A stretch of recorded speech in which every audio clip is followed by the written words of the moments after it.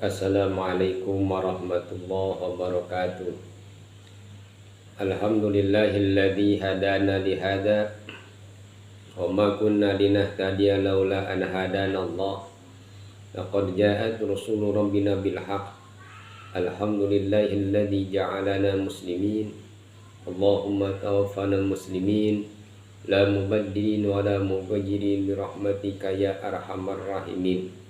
Allahumma salli ala sayyidina Muhammadin al-fatihi li jami'il alamin wa syafi'il mudlilin maqaidil gurril muhajjalin wa ala alihi abhuril kamilin wa sahbihil hadinal muhtadina ila yaumiddin. Pertama-tama marilah kita panjatkan puja syukur kehadirat Allah Subhanahu wa taala. Salawat salam semoga tercurah limpah kehariban alam Habibana wa Nabiyana Muhammad sallallahu alaihi wasallam.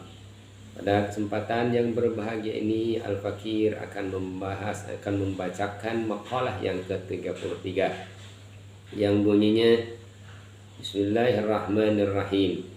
Ma tawaqqafu matlabu anta talibuhu bi rabbika wa la tayassara matlabun anta talibuhu bi nafsika. Tidak akan terhenti suatu permintaan yang semata-mata engkau sandarkan kepada karunia Tuhanmu, dan tidak mudah tercapai permintaan yang engkau sandarkan kepada kekuatan dan upaya serta kepandaian dirimu sendiri. Hadirin rahimakumullah, umumnya manusia berpikir secara realistis. Kalau lapar, kita ingat makan. Kalau haus, kita ingat minum. Kalau sakit, kita ingat obat atau kita ingat dokter. Kalau tidak punya uang, kita ingat bos. Allahnya hilang. Di sanalah letaknya musibah sebenarnya. Menomorduakan Allah. Allah tidak ingin dinomorduakan. Allah harus dinomorsatukan. Orang beriman ketika terjadi sesuatu, ia ingat Allah Subhanahu wa taala. Mendapat nikmat, ia ucapkan alhamdulillah. Mendapat musibah, ia ucapkan inna lillahi wa inna ilaihi raji'un. Melihat keajaiban ya di alam sekitar, ya ucapan la subhanallah. Hatinya terus selalu bersama Allah Subhanahu wa taala. Segala sesuatu itu ada dalam aturan Allah Subhanahu wa taala.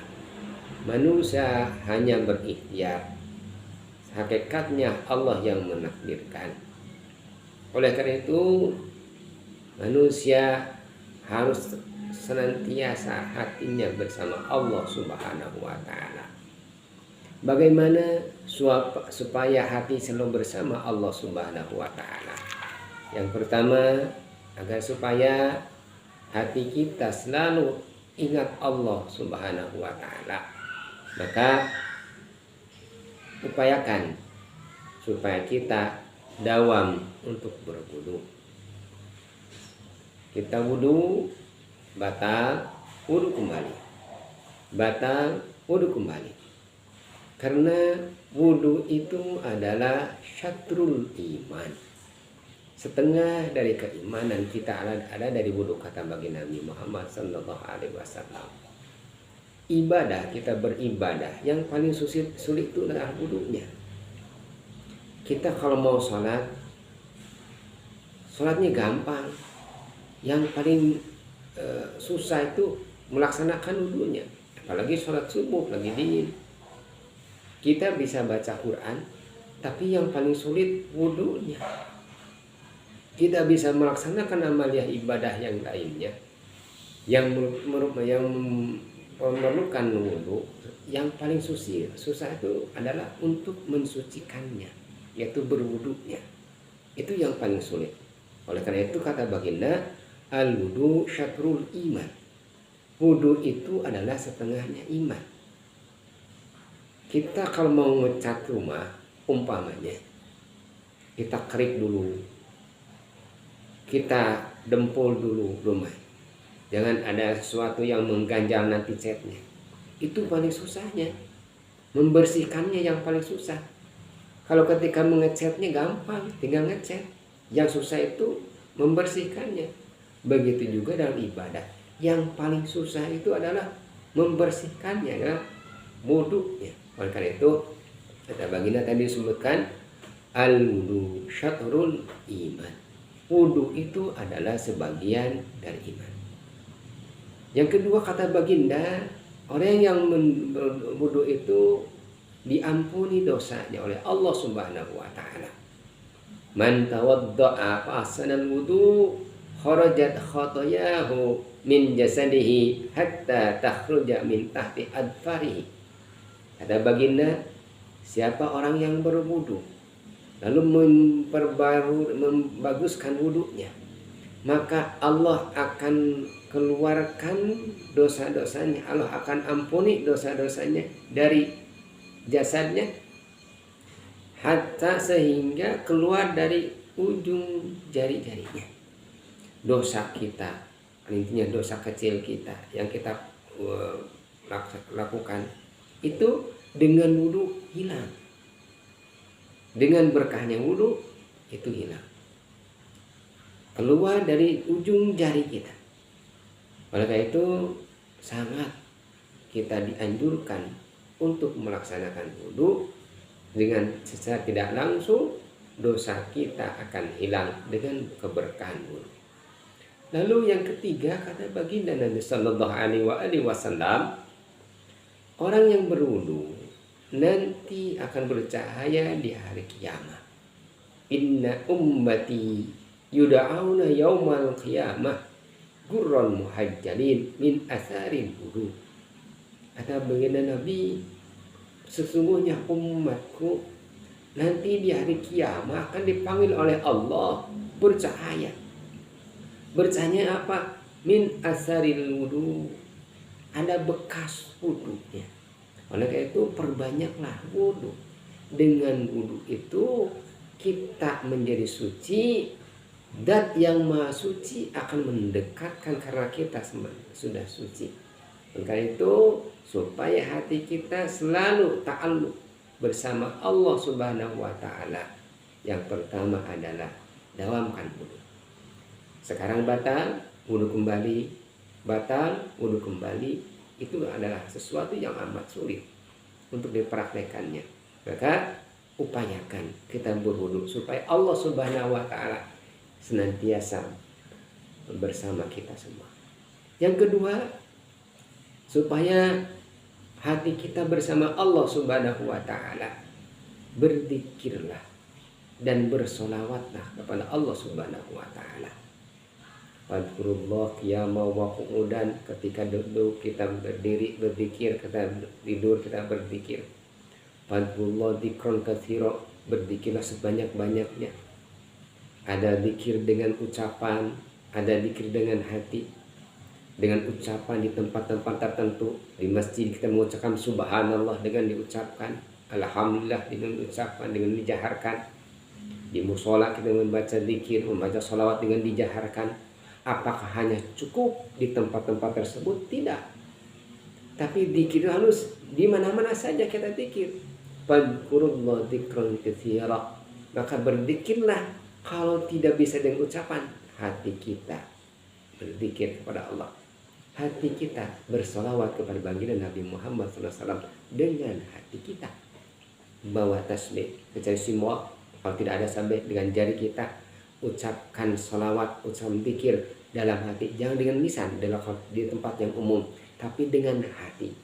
Walaupun kita ngobrol, tapi hati bergejolak, berucap, hati berzikir kepada Allah, hati bersolawat kepada baginda Nabi Sallallahu Alaihi Wasallam. Kalau kita senantiasa hati kita terus dilatih untuk ingat Allah, dilatih untuk bersolawat kepada Nabi Sallallahu Alaihi Wasallam, maka kata baginda Nabi, man ahabballah ta'ala aktsara dzikrahu. Barang siapa yang mencintai Allah Subhanahu wa taala, maka perbanyaklah zikir kepada Allah.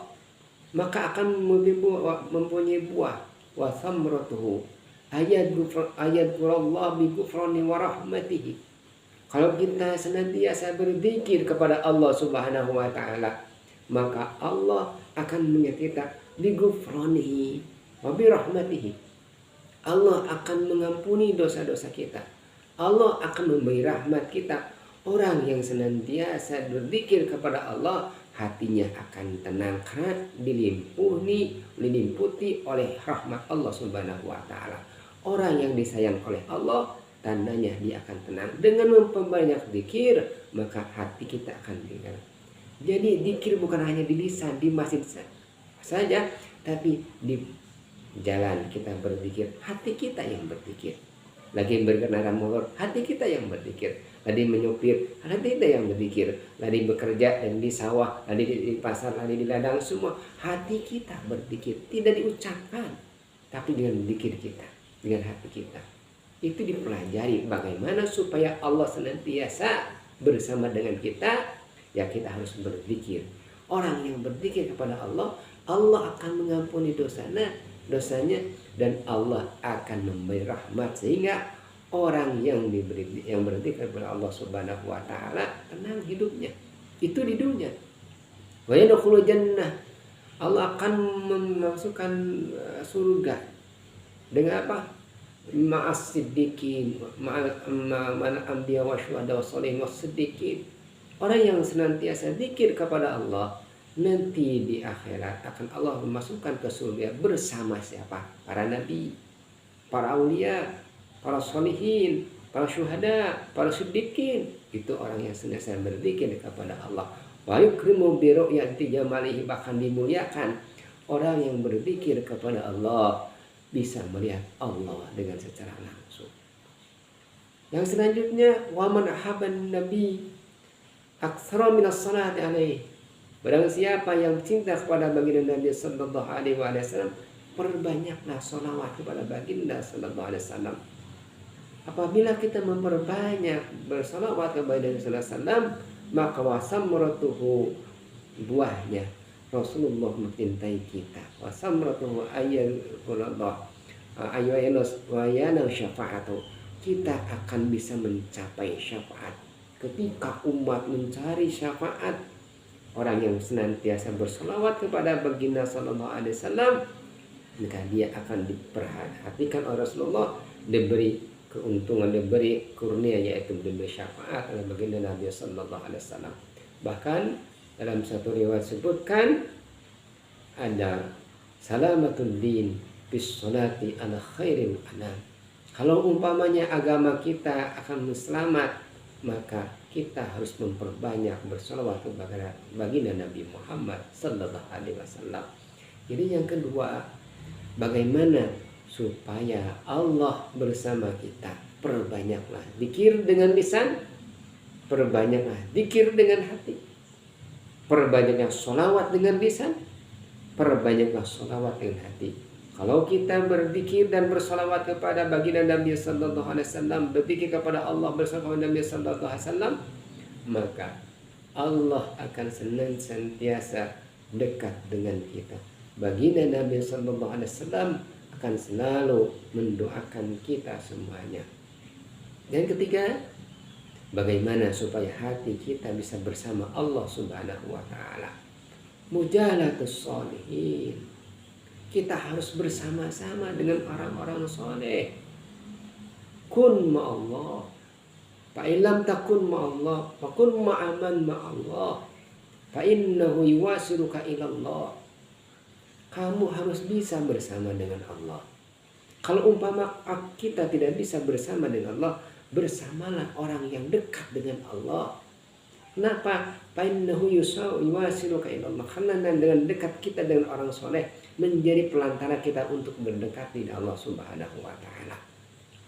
Alaikum, kata baginda Nabi sallam, alaikum bimujalasatil ulama wastimu kalamil hukama fa innallaha yuhyi qalbal mayyita binuril hikmah kama yuhyi maradul mayyina bima'il matar.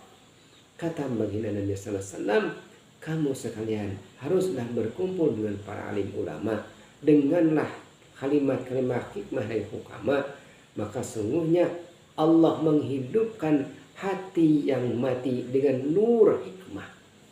Seperti Allah menghidupkan tanah yang kering dengan air hujan. Hati kita yang resah dan gelisah, hati kita yang kering, hati kita yang jauh dari Allah Subhanahu wa taala, dengan menjelasah dengan para alim ulama, orang-orang soleh, maka hati kita akan menjadi tenang karena ada nurul hikmah, ada nurul hikmah. Namun jangan sampai kita salah, karena banyak dari kita menyangka bahwa ulama orang yang bisa pidato. Tidak semua ulama itu bisa, tidak semua orang yang bisa pidato itu ceramah itu ulama. Ulama bisa ceramah, tapi tidak semua ulama, tidak semua yang bisa berceramah, berpidato itu ulama. Harus ada kategorinya. Oleh karena itu ada wanti-wanti nanti dalam suatu riwayat, la tajlisu inda kulli alim illa alladhi yad'ukum ilal khamsi. Kamu sekalian janganlah bermujalasah, janganlah duduk dengan seorang alim. Ini syaratnya. Kalau kita mau bermujalasah, kalau kita mau duduk dengan orang yang alim yang mana? La tajlisu inda kulli alim illa alladhi yad'ukum ilal khamsi. Kamu jangan berduduk dengan orang yang alim, yang orang-orang soleh, kecuali orang tersebut mengajakmu dari 5 kepada yang 5. Yang pertama, dia seorang alim soleh itu minasyakki ilal yakin. Dia mengajak dari keraguan menjadi keyakinan. Yang tadinya kita ragu untuk melaksanakan ibadah, diberi petuah oleh beliau orang soleh itu, sehingga menambah keyakinan bahwa dengan janji Allah apa yang kita kerjakan melakukan ibadah itu akan diberi pahala oleh Allah Subhanahu wa taala, sehingga kita berusaha dan berupaya untuk rajin melaksanakan ibadah kepada Allah Subhanahu wa taala karena ada yakin. Itulah ulama yang harus kita ikuti, bukan ulama yang asalnya kita yakin lalu kita menjadi ragu-ragu. Asalnya kita rajin ke masjid, jadi lalu kita jadi lalai ke masjid. Itu bukan ulama. Ulama itu mengajak asalnya kita yakin, kita ragu-ragu kepada agama menjadi yakin. Janganlah kita mencari-cari bersama orang-orang yang meragukan ajarannya. Carilah ulama-ulama yang mengajakmu dari keraguan ke keyakinan. Yang kedua, minat takabbur ila tawadhu, mengajak dari sombong ke tawadhu. Kita punya ilmu, sombong dengan ilmu kita. Kita punya harta, sombong dengan harta kita. Kita punya jabatan, sombong dengan jabatan kita. Ketika datang kepada ulama itu, lalu hati kita jadi terenyuh, menjadi sifat tawadhu'nya karena melihat beliau seorang yang tawadhu, kepada Allah Subhanahu wa taala, kepada manusia, sehingga kita pun mengikuti jejaknya. Ulama yang seperti itu jarang. Ulama yang kaya tapi tawadhu, ulama yang punya ilmu banyak tapi tawadhu, ulama yang luhur jabatannya tapi tawadhu. Jadi orang yang mengajak, ulama yang didekati, ulama yang mengajak kepada tawadhu, rendah hati. Jangan sombong dengan jabatan, jangan sombong dengan pangkat, jangan sombong dengan harta. Itulah ulama yang harus diikuti. Yang ketiga, ulama yang harus diikuti adalah alladzi yad'ukum minar riya ilal ikhlas, mengajak kepada riya ke ikhlas. Asalnya kita ibadah pengen melihat orang lain, tapi dengan bersama orang ulama tersebut ikhlas karena Allah. Asalnya ibadah itu pengen sesuatu, kalau bersolawat pengen hajatnya dikabul oleh Allah Subhanahu wa taala. Kalau ibadah karena hajat, umpamanya membaca surat Waqiah supaya pengen jadi orang kaya, membaca ayat selawat supaya dibukakan pintu rezekinya dan lain sebagainya karena ada hajat. Tapi dengan datang kepada ulama tersebut, dia mengajak kepada keikhlasan. Ikhlaslah beribadah kepada Allah, bukan karena hadiah dunia, tapi karena Allah. Khawatir kita digolongkan orang-orang yang meminta dunia nanti di akhirat tidak diberi pahala Allah Subhanahu wa taala. Oleh karena itu, carilah ulama-ulama yang mengajak kita beribadah itu bukan kepada hadiah dunia, tapi ke akhirat. Karena banyak ulama yang mengajak kepada hadiah dunia, mengajak supaya kita beribadah, berzikir, bersolawat itu untuk hadiah dunia. Ya. Ini padilah untuk apa? Ini padilah untuk apa? Amal ini untuk apa? Tapi ketika datang kepada orang ulama yang mengajak kepada keikhlasan, semua amal itu untuk Allah, tidak untuk hadiah duniawi, tapi untuk Allah. Nanti Allah yang tahu kondisi diri kita, Allah yang mengijabah kaifa yurid wa laisa kaifa turid. Bagaimana kehendak Allah, bukan kehendak kita. Itulah ijabah bukan. Itulah ulama yang harus kita ikuti, yang mengajak kita beribadah dengan ikhlas, bukan beribadah untuk mencari hadiah dunia.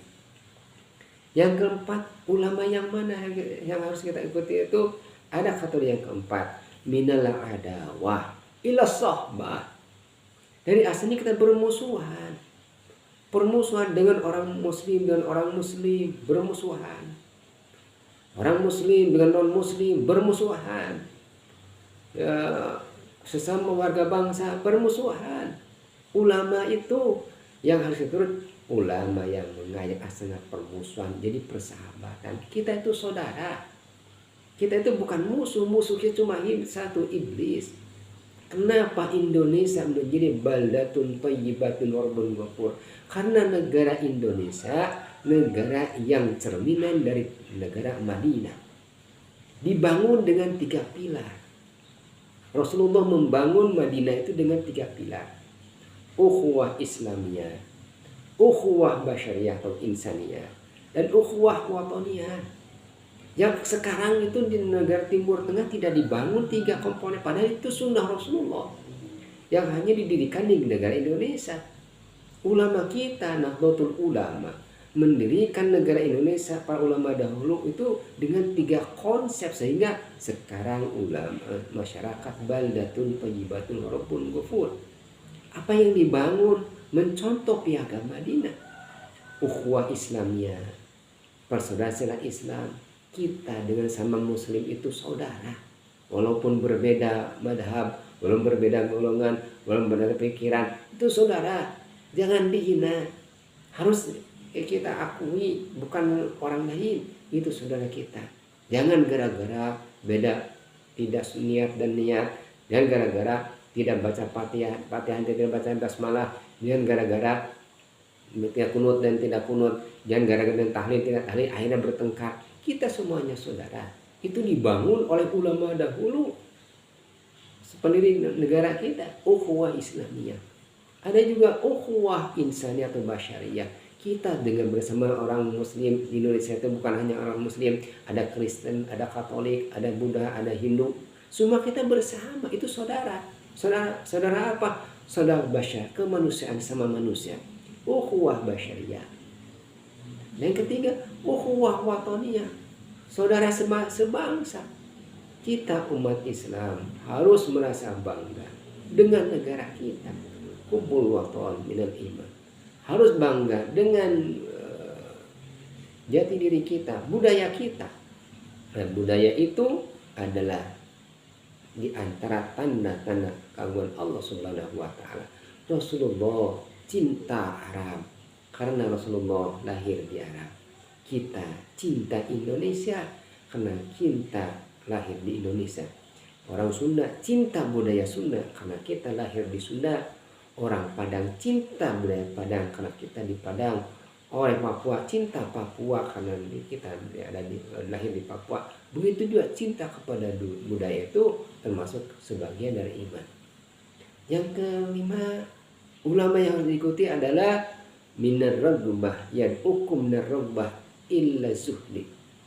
Orang yang mengajak asalnya kita bersemangat mencari dunia, tapi bersama ulama tersebut dia tunjukkan bersemangat untuk mencari akhirat, zuhud kepada akhirat, condong kepada akhirat, semua ditujukan kepada akhirat, hartanya untuk akhirat, tenaganya untuk akhirat, pemikirannya untuk akhirat, pangkatnya untuk akhirat. Orang yang seperti itu yang bersama ulama, para alim ulama, maka kita semua akan bersama Allah Subhanahu wa Ta'ala. Karena itu tidak akan terhenti suatu permintaan yang engkau bersandar kepada Tuhanmu, dan tidak mudah tercapai permintaan yang engkau sandarkan kepada kekuatan dan upaya serta kepada dirimu sendiri. Seharusnya kita selalu bersama Allah, sehingga kalau kita bersama Allah, Allah akan mempermudah usaha kita. Terima kasih atas perhatiannya. Mohon maaf atas kurangannya. Mohon muwaffiq ila aqwamit thoriq. Wassalamualaikum warahmatullahi wabarakatuh.